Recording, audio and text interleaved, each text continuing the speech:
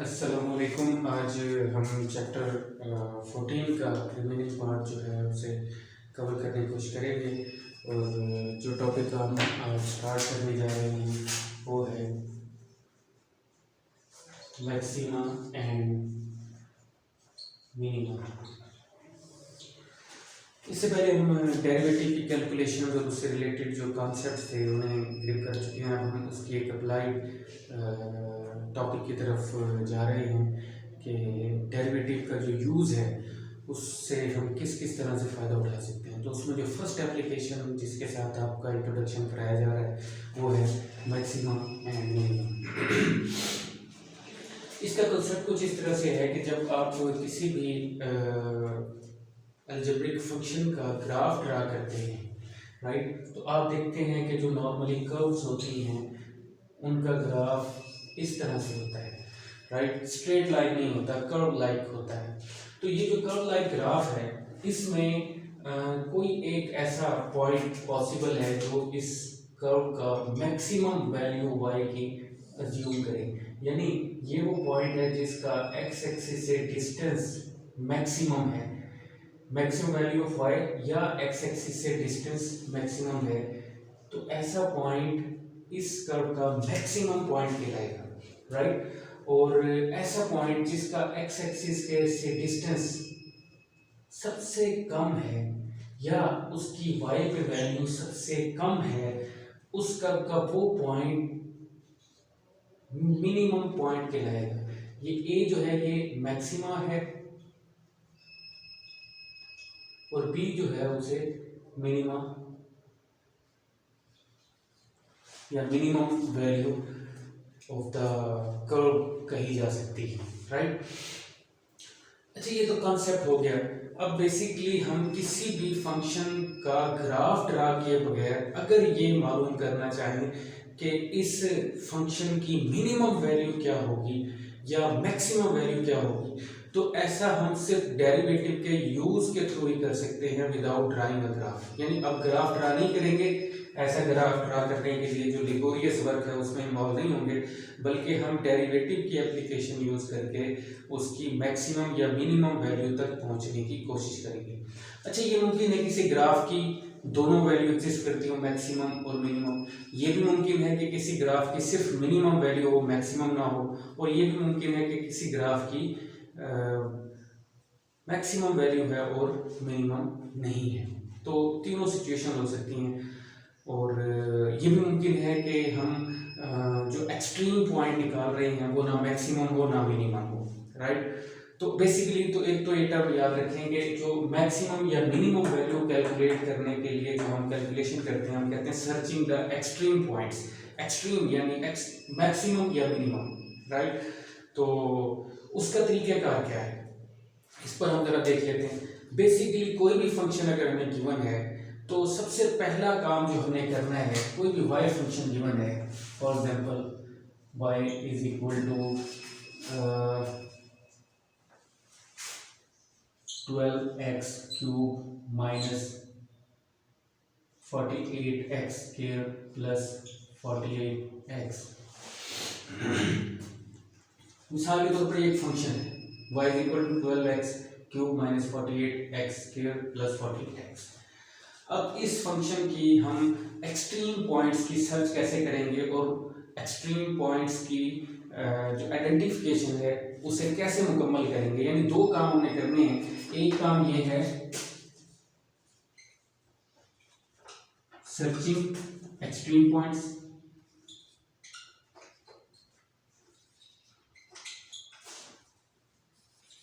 दूसरा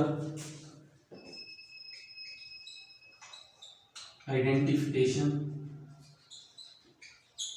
of extreme points. ये दो काम हम करते हैं, इन दोनों में डेरिवेटिव का यूज इन्वॉल्व है। सबसे पहले सर्च कैसे करना है। सर्च करने का जो सिंपल सा तरीका ये है कि जो भी गिवन फंक्शन है उसका first derivative dy by dx calculate करें। जब ये कैलकुलेट कर लें तो उसके बाद उसे इक्वल टू 0 रखें और उसे फिर सॉल्व करें। पहले डेरिवेटिव कैलकुलेट करना है, फिर उसे जीरो के बराबर रख के सॉल्व करना है।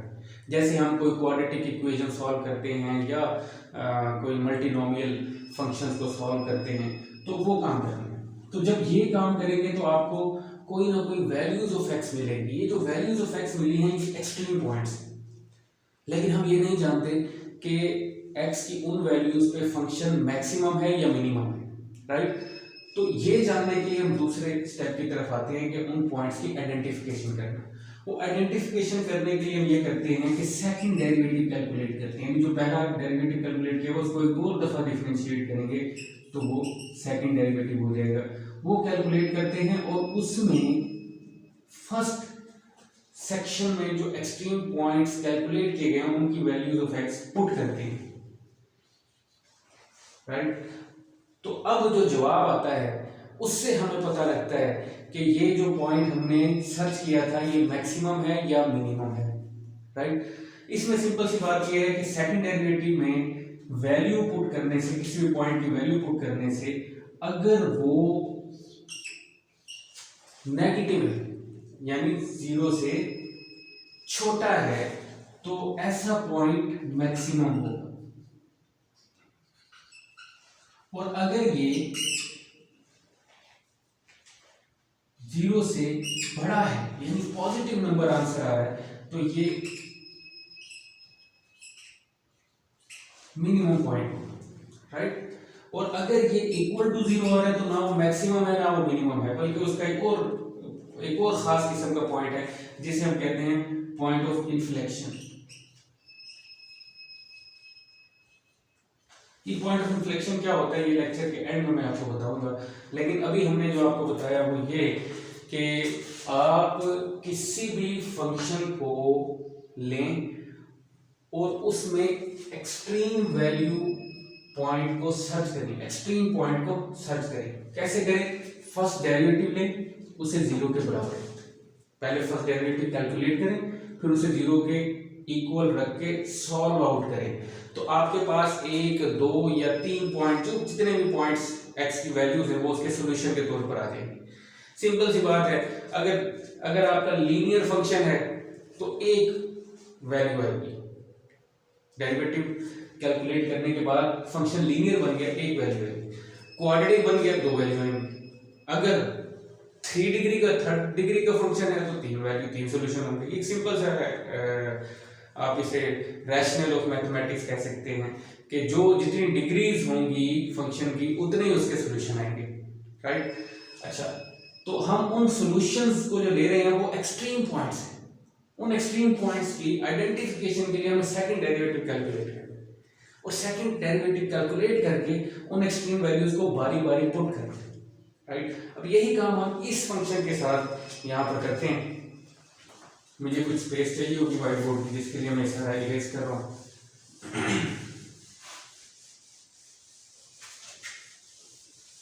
So this is our function. First we calculate dy by dx. For this one it is d by dx of 12x cube minus 48x square plus 48x. इसका हमने डेरिवेटिव कैलकुलेट किया, 36x square minus 96x plus 48, ये आ गया। First derivative calculate हो गई। This is dy by dx, ठीक है। 36x square minus 96x plus 48, okay.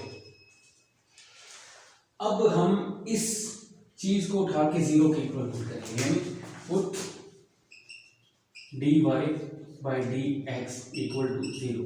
This implies that 36x square minus 96x plus 48 equal to 0. अब इसे हमने सॉल्व करना है। इसे सॉल्व करने से पहले मैं एहतियातन थ्रू आउट पूरी इक्वेशन को 12 से डिवाइड कर देता हूँ। 3x square minus 8x plus 4 equal to 0। मैंने उसका स्केल थोड़ा सा रिड्यूस किया ताकि मैं सॉल्व कर सकूं। अब इसकी फैक्टराइजेशन मेरे लिए थोड़ी सी आसान हो गई है।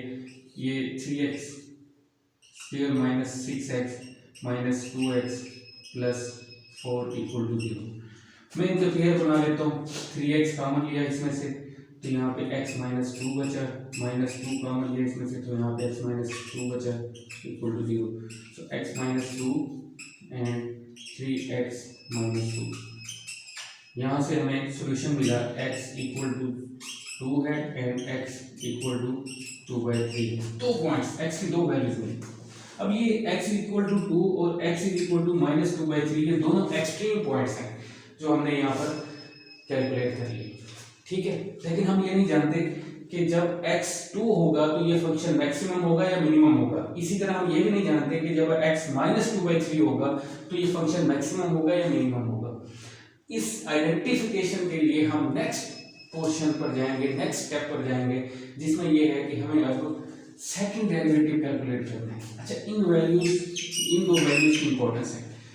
अब हम D square Y by D X square इन सेकंड डेरिवेटिव की तरफ जा रहे हैं। तो वो क्या है, D by D X of first derivative जो हमने कैलकुलेट किया था इसे लिखेंगे 36 X square minus 96 X plus 40। इस पर जो हम सेकंड डेरिवेटिव यानी अगेन डिफरेंशिएट करेंगे तो 72 एक्स माइनस 96 प्लस 0 लिखें या ना लिखें तो आपका D square Y by D X square जो है वो ये बना 72x माइनस 96, ठीक है।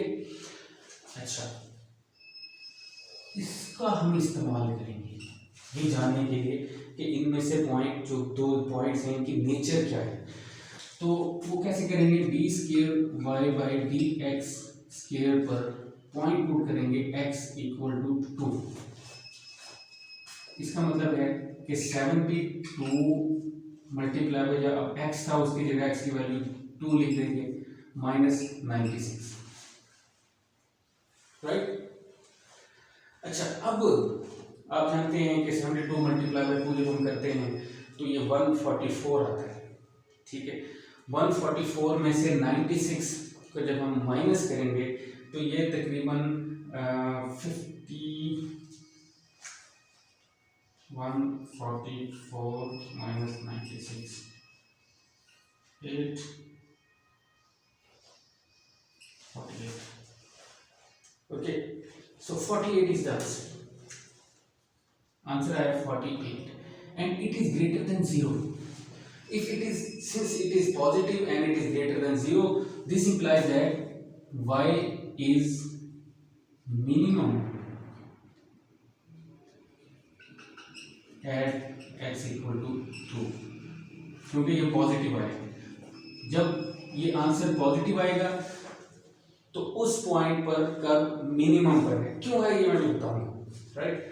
अच्छा, अब हम दूसरा पॉइंट पुट करते हैं, D square Y by D X square पर x is equal to 2/3, right.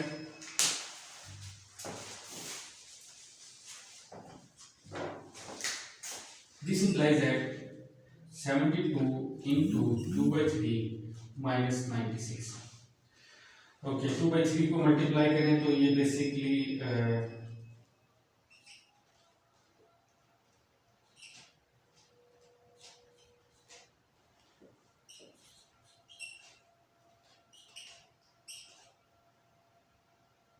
-48 answer आ रहा है -48 and it is you see less than 0, negative answer है। तो इसका मतलब ये है कि y is maximum at x is equal to 3/2। तो जो दो एक्सट्रीम पॉइंट्स निकले थे उनका हमने पता लगा लिया कि जब x 2 है तो कर्व मिनिमम है और जब x 2/3 है तो ये कर्व मैक्सिमम है, राइट। ये तो हो गया आपकी कैलकुलेशन। अब जरा लॉजिक की तरफ आते हैं, मैथमेटिकल सेंस की तरफ आते हैं कि हम इसके पॉजिटिव होने पे पॉइंट को मैक्सिमम का सर्टिफिकेट, इसके पॉजिटिव होने पे पॉइंट, इस पॉइंट पे कर्व को मिनिमम होने का सर्टिफिकेट क्यों दे रहे, और इसके सेकंड डेरिवेटिव के नेगेटिव होने पे कर्व को मैक्सिमम होने का सर्टिफिकेट क्यों दे रहे हैं, राइट। तो इस चीज को समझाने के लिए आप जरा मेरे साथ रहिएगा।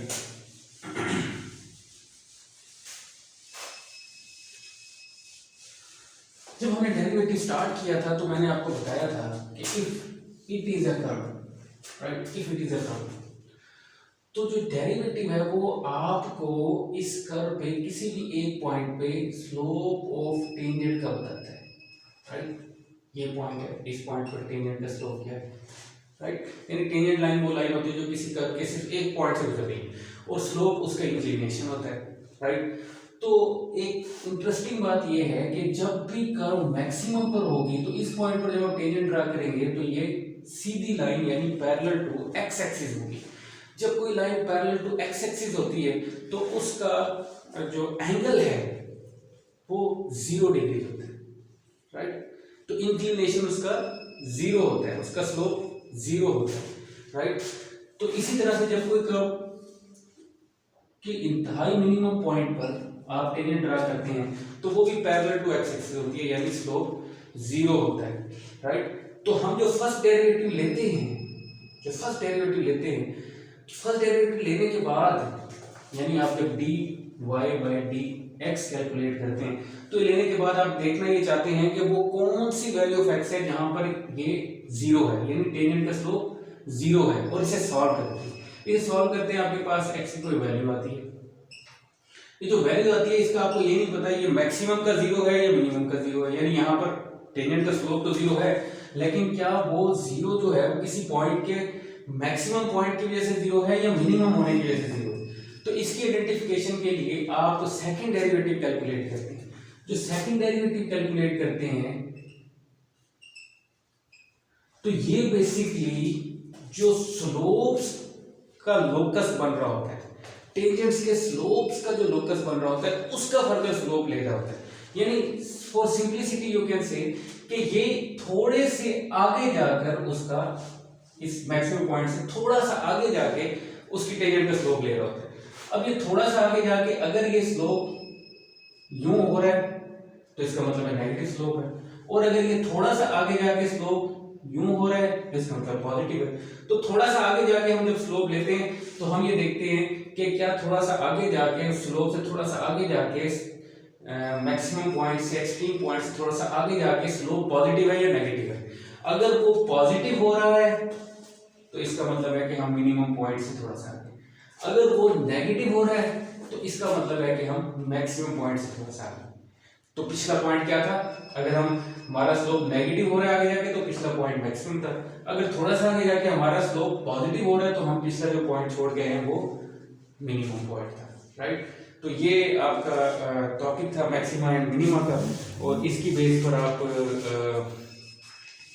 एक्सरसाइज 14B को अटेम्प्ट करेंगे, और इस 14B की जो अटेम्प्ट है ये आप आज ही कंप्लीट करेंगे, और इसमें अगर आपके इश्यूज हैं तो हम उन्हें रिजॉल्व करने की कोशिश करेंगे बाय टुमारो। तो बड़ा इंटरेस्टिंग एक्सरसाइज है, अप्लाइड नेचर के क्वेश्चंस हैं, and I am optimistic that you can do it by yourself. और for simplicity, if you have any question and queries you can tell me the questions to which you are unable to do, and इसमें exercise में तमाम question ही बड़े अच्छे हैं, interesting हैं, economics के point of view से अप्लाइड नेचर के हैं, राइट। आई वुड से कि क्वेश्चन नंबर 8 जो है, जो लास्ट क्वेश्चन है इस एक्सरसाइज का, this is quite kind of nature जो बेसिकली बिजनेस के यूज़ में ज़्यादा है एज कम्पेयर टू इकोनॉमिक्स के पॉइंट ऑफ व्यू से उसकी इतनी एप्लीकेशन नहीं है, but anyway you will try by your self. और हम अगर आप क्वेश्चन नंबर 8 ना भी कर सकें तो कोई मसला नहीं है, लेकिन क्वेश्चन नंबर 7 तक तमाम क्वेश्चन आप करेंगे।